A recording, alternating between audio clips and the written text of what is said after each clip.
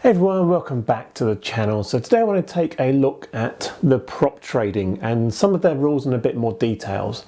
Now the prop trading have been going for quite a while and they launched their challenge verification model I think about March, April last year, and since there's been a massive success. They've got a lot of traders funded with them and they've had a lot of good payout evidence.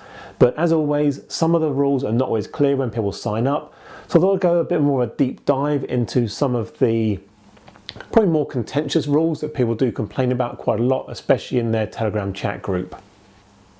So if you are thinking of signing up with the prop trading, definitely watch through to the end because there's going to be lots of information that you may not know or may not have seen in the FAQ sections. So let's start off first off with two very quick rules that a lot of people get caught out on and don't always read these ones. And the first one is a restricted instrument. When you look on their FAQs, they list all of the instruments they are available to trade. And I do actually caveat it by saying that although the broker may offer other instruments to trade and may be available in the MetaTrader platform, by trading them is actually a violation. And they don't explicitly say what ones are a violation, but from speaking with people previously and seeing what FAQs were a long time ago, the main one that stands out is oil. So by trading oil is an instant violation and the account will be terminated. I don't know why oil is such restricted for whatever reason, but unfortunately when you scroll down all the lists, when you look at the commodities, it's predominantly only gold and silver and platinum that you're allowed to trade. And so yeah, definitely oil is one that is banned by the prop trading.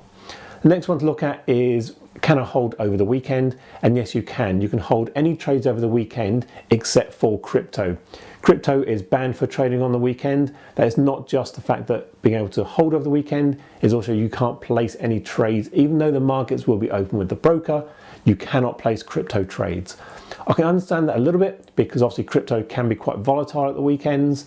We can see potentially 5–10% swings very easily, especially if any news comes out through, let's say, China or Russia. Crypto has definitely the historical facts are it will drop very quickly or rise very quickly. So if you've got some trades open, there's potential for gapping and not able to close them out, and it could give undue exposure and risk to the actual prop firms. So now we come on to the big two rules, and the first one is around copy trading. Now, although it does say that they allow copy trading, that's only from an external account that you personally have into one funded or challenge account with the prop trading. What it also is a bit unclear around some of the FAQs is if you actually have two accounts with them and you're trying to go through two challenges and you place simultaneous orders on both, or you place the same buy orders, sell orders on both, and they trigger and they are classed as identical trades, that can be classed as copy trading and your account will be terminated. Again, it's one of those rules that is a little bit unclear in the FAQs, but definitely one worth considering if you are using any copy trading programs. So again, it says you can use a copy trader between one account. If you do it between multiple accounts, if you're trying to go through multiple challenges, and again, that is a violation and your account will be terminated. If you are successful and able to get multiple accounts through the actual challenge verification process and into funded, then you can merge the accounts into one almost super account and have a significant amount of equity trading in one account. And at that reason, you wouldn't need to be using a copy trader program. But again, it's just one of those things that some people might want to do things slightly differently. They might want one account to have as a swing trader account, one as more of a scalping account. So not always people want to merge their accounts together. And I have seen in the community chat a lot of people saying that they were not using copy trader programs, but the prop trading claimed that they were. Now, yes, there are ways of looking on the system to see if other people are doing a large number of trades at the same time, or taking a source from one person and spreading it across multiple accounts.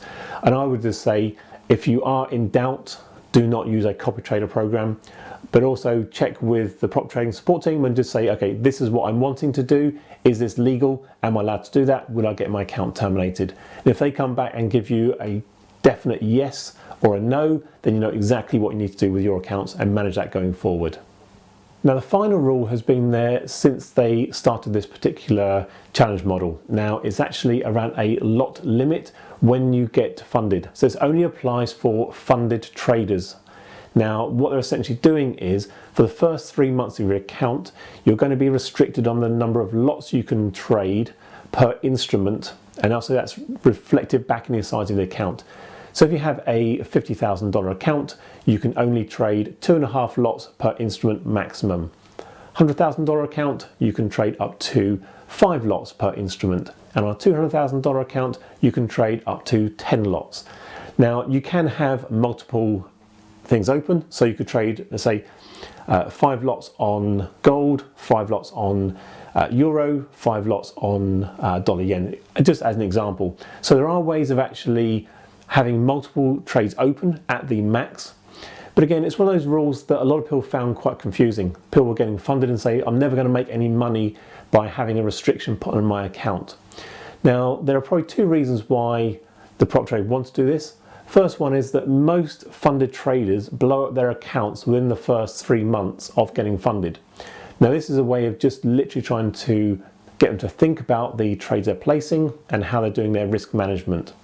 On the flip side to that is the prop trader might not want to expose themselves to people taking massive amounts of money out of them. It could be that they don't want to have people trading 20, 30, 50 lots, for example, and taking some massive rewards in a very short period of time. But when you look at the actual lot size limits, it's not that bad. So on a $100,000 account, you are restricted to a maximum of 5 lots per instrument. So on gold, that is $500 per $1 movement in price. And on Forex, that's equivalent to $50 per pip. So if we're risking 1% per trade, that is allowing us a 20 pip stop loss at 5 lots. So on most Forex pairs, a lot of people generally would want to have probably a slightly wider stop if you're taking a more of a sort of a slightly longer swing trade for a number of days or throughout an entire session. You might want to have 50 pip stop loss just as an arbitrary figure. Whereas if you are a really, really tight scalper, then you might want to be trading at, let's say, 5 or 10 pips, and therefore that lot size would be more restrictive and your risk per trade would be significantly less. But for me, as a trader, I've seen a lot of experience over the years, and even a 20 pip stop loss on Forex pairs is still quite small. And I know some people probably say that they have a 1 or 2 pip stop loss, but for me, 20 pips just allows that bit of wiggle room for either a news event to come out or just for price to take on that bit of momentum to go in the direction you want it to. So for me, if I was trading on those restrictions, I wouldn't have any problem at all sticking to their lot limit sizes, because even in my trading style, I very rarely would trade anything that large on my funded account or even in the challenge phases. But it's definitely worth going into all of these things with as much knowledge as possible. So although the FAQs are great, they don't always give every bit of information. For example, if you're looking at some of these things that says see violations in the FAQs, there isn't actually a section that says these are all our listed violations. You really need to do that sort of bit of research yourselves or digging around to try and find out what is truly a violation and what will get your account suspended or terminated. Now, those are things we don't want to happen as traders. We want to make sure we go through and get fully funded as quick as we can and not breach any of the rules. As I've said before, make sure you do all your own due diligence and research, read the FAQs multiple times, take screenshots if you have to, get confirmation from customer support teams to make sure that whatever you think you are trading is the correct way of trading, and they can never come back in the future and terminate accounts. So I hope you found this useful, and it's been a bit of an insight into some of the more ambiguous rules or some of the rules that people don't normally read. And I'll try and keep update on all the rules with all the prop firms and bring you more videos in the future. So as always, take care everyone, and I'll see you again soon. Cheers.